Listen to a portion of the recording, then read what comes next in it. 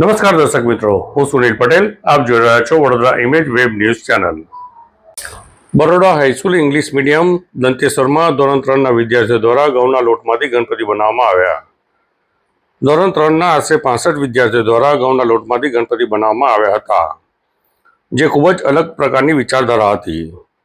જેનો મુખ્ય ઉદ્દેશ હતો, જ્યારે આપણે ગણપતિની મૂર્તિઓનું વિસર્જન કરીએ છીએ ત્યારે તળાવનું કે નદીનું પાણી પ્રદૂષિત થવાના ચાન્સ રહેતા હોય છે, જેને કારણે જળચર પ્રાણીઓને નુકસાન થાય છે. જેને ધ્યાનમાં રાખી ઘઉંના લોટમાંથી ગણપતિ બનાવવામાં આવ્યા હતા, જેના કારણે વિસર્જન કરવામાં આવે ત્યારે માછલીઓને ઘઉંના લોટનો ખોરાક મળી રહે છે, જે ખૂબ જ સરાહનીય કાર્ય વિદ્યાર્થીઓ દ્વારા કરવામાં આવેલ. વિદ્યાર્થીઓને સ્કૂલના આર્ટ ટીચર સાકેત જોશીએ માર્ગદર્શન પૂરું પાડેલ. તેમજ સ્કૂલના પ્રિન્સિપાલ સપના બક્ષીએ વિદ્યાર્થીઓને લોટના ગણપતિ બનાવવા માટે માહિતગાર કર્યા હતા.